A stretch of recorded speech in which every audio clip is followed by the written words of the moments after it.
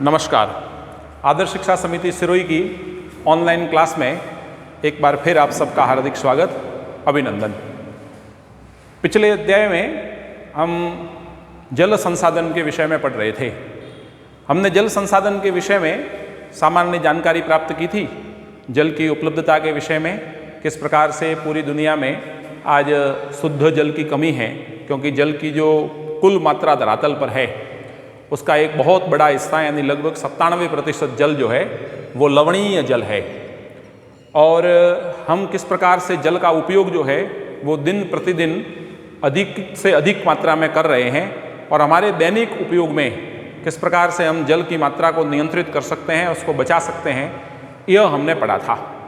आज हम देखते हैं तो दुनिया के अधिकांश क्षेत्रों में जल की जो है वो कमी है।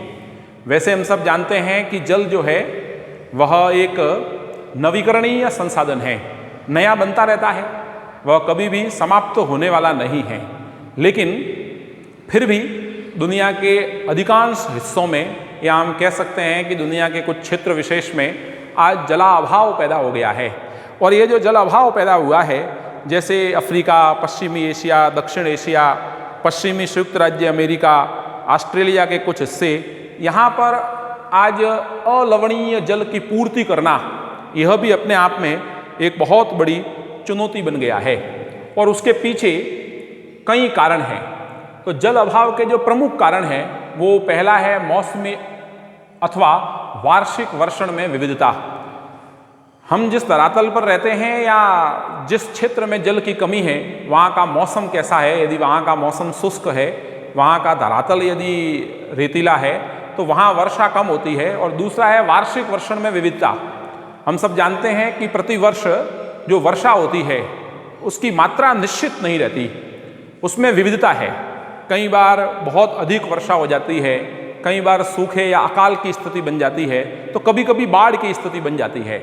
यह जो वार्षिक वर्षण में विविधता है, इसके कारण भी जलाभाव होता है और जल की क्षेत्र विशेष में कई बार कमी हो जाती है। अति उपयोग दूसरा एक कारण है। अति उपयोग, हम कई बार जल का बहुत ज़्यादा उपयोग करते हैं और अनियंत्रित रूप से उपयोग करते हैं, समायोजित रूप से उसका उपयोग नहीं करते। यदि हम जल को समायोजित रूप से उपयोग करेंगे, जितनी हमको आवश्यकता है उतना ही उपयोग करेंगे, और उपयोग करते समय सावधानियां रख करके जल को व्यर्थ नहीं होने देंगे, तो भी हम जल अभाव जो है उससे बच सकते हैं। और अंतिम जो सबसे महत्वपूर्ण कारण है वो है जल स्रोतों के संदूषण के कारण। आज दुनिया भर के जो मीठे पानी के स्रोत हैं या जो शुद्ध पानी के स्रोत हैं वो धीरे धीरे प्रदूषित हो रहे हैं, और उनको प्रदूषित होने के कारण वह जो मीठे पानी के स्रोत हमारे पास उपलब्ध थे वो भी आज पीने के लिए या मानवीय क्रियाओं के उपयोग के योग्य नहीं रह गए हैं। तो उनके संदूषण के कारण भी जल अभाव का बहुत बड़ा जो है वो एक कारण बन गया है। हमको इस जल अभाव को दूर करने के लिए जल संरक्षण की कुछ विधियों को अपनाना पड़ेगा। और जल संरक्षण की विधियों में आज हम देखते हैं कि धरातल पर बड़ी मात्रा में वृक्षों को, वनस्पतियों को नष्ट किया जा रहा है, पेड़ों को काटा जा रहा है, घास के मैदान नष्ट हो रहे हैं। इन सबको हमको बचाना पड़ेगा। और उसके पीछे जो महत्वपूर्ण कारण है वो ये है कि वन और अन्य वनस्पतियों का जो आवरण है, यानी ये जो जमीन के ऊपर अपना आवरण बना कर रखते हैं, उसके कारण वर्षा ऋतु में जब वर्षा का पानी गिरता है और वह पानी एक स्थान से दूसरे स्थान पर धरातल पर प्रवाहित होता है, यानी धरातलीय प्रवाह को वन और वनस्पति जो है वो मंद करते हैं। और जब धरातल पर बहने वाला पानी, उसकी गति जो है, उसका प्रवाह जो है वो यदि मंद होगा तो उससे भूमिगत जल को पुनः पूरित करने में सहायता होती है, यानी भूमिगत जल स्तर जो है वह उसके कारण ऊपर उठेगा, जिससे हम अपने आवश्यकता के अनुसार जल को जमीन से निकाल करके उसका उपयोग कर सकेंगे। आज ये भी एक बहुत बड़ी समस्या है कि भूमिगत जल स्तर जो है वह लगातार नीचे जा रहा है, और उसके सबसे बड़ा कारण जो है वो ये है कि वनस्पति और वन जो है उनकी दिन प्रतिदिन कमी हो रही है।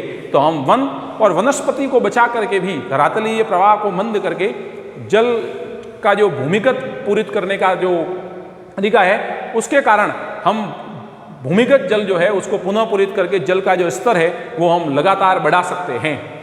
जल संरक्षण की कुछ विधियां हैं जिनके द्वारा हम जल संरक्षण को बचा सकते हैं। हम जानते हैं कि जल का सर्वाधिक जो बड़ा उपयोग है वह खेती के लिए होता है। मानव अपनी आवश्यकताओं की पूर्ति के लिए विविध प्रकार की फसलों को उगाता है। और उन फसलों को उगाने के लिए सबसे महत्वपूर्ण कार्य है सिंचाई करना। हम खेतों तक पानी पहुंचाने में सर्वाधिक मीठे पानी का या जो उपयोग योग्य जल है उसका उपयोग करते हैं। तो पानी एक स्थान से दूसरे स्थान पर ले जाने के लिए जो नहरें बनी हुई होती है, वो नहरें आज अधिकांश स्थानों पर कच्ची है या पक्की बनी हुई है तो वो टूटी फूटी है। इन कच्ची नहरों को हम पक्का बना करके बहुत बड़ी मात्रा में जल का रिसाव जो जमीन के अंदर हो जाता है उसको रोक करके हम बड़ी मात्रा में पानी को बचा सकते हैं। दूसरा है, हम नहरों के माध्यम से या नालियों के माध्यम से खेतों को पानी नहीं दिला करके उन स्थानों पर जहां बड़ी मात्रा में या तो पानी की कमी है या अधिक ऊष्मा के कारण पानी भाप बन करके उड़ जाता है, तो वहां हम पानी को बचाने के लिए फव्वारा पद्धति का उपयोग कर सकते हैं, स्प्रिंकलर विधि का उपयोग कर सकते हैं, जिसके कारण भी बड़ी मात्रा में हम पानी बचा सकते हैं। फिर है टपकन विधि, जहां जल की अत्यधिक कमी है, मिट्टी अधिक उपजाऊ है या कम भी उपजाऊ है और बड़ी मात्रा में वहाँ यदि वाष्प बन करके पानी उड़ जाता है तो हम वहाँ टपकन विधि, जिसको हम ड्रिप पद्धति बोलते हैं, उस ड्रिप पद्धति से खेती करके भी हम बड़ी मात्रा में जल को बचा सकते हैं और हम अपनी आवश्यकताओं की पूर्ति को कर सकते हैं। अब हम जल की जो ये संरक्षण की विधियां हैं उसमें से हमने पढ़ा कि वन और वनस्पति यह महत्वपूर्ण है। इसलिए अगला जो संसाधन है वह है प्राकृतिक वनस्पति और वन्य जीवन। हमने इससे पूर्व मृदा, भूमि, जल ऐसे 3 महत्वपूर्ण संसाधनों के विषय में पढ़ा है और अब हमारा जो चौथा महत्वपूर्ण संसाधन है वह है प्राकृतिक वनस्पति और वन्य जीवन। हमारे दैनिक जीवन की आवश्यकताओं को पूरा करने में वनस्पति यानी प्राकृतिक वनस्पति और वन्य जीवन, इनका भी बहुत बड़ा योगदान है, क्योंकि हम सब जानते हैं कि मनुष्य जो है वो अपने भोजन के लिए पूर्ण रूप से या तो प्राकृतिक वनस्पति यानी पादपों पर या फिर वन्य जीवन पर आश्रित हैं। हमारी और भी अन्य प्रकार की कई प्रकार की जो आवश्यकताएं हैं उनको पूरा करने में वन्य जीवन और प्राकृतिक वनस्पति जो है वो अपनी महत्वपूर्ण भूमिका निभाती है।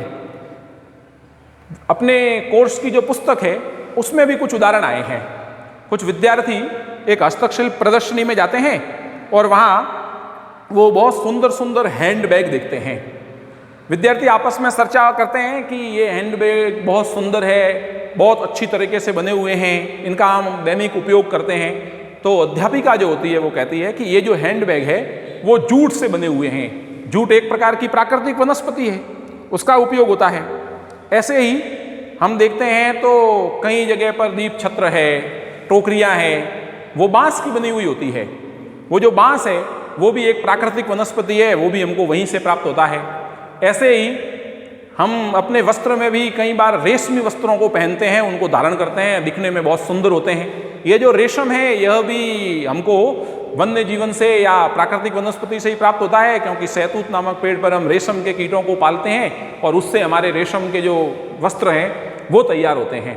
प्राकृतिक वनस्पति और वन्य जीवन केवल स्थलमंडल, जलमंडल और वायुमंडल के बीच जुड़े एक संकरे क्षेत्र में ही पाए जाते हैं, जिसे हम जैवमंडल कहते हैं।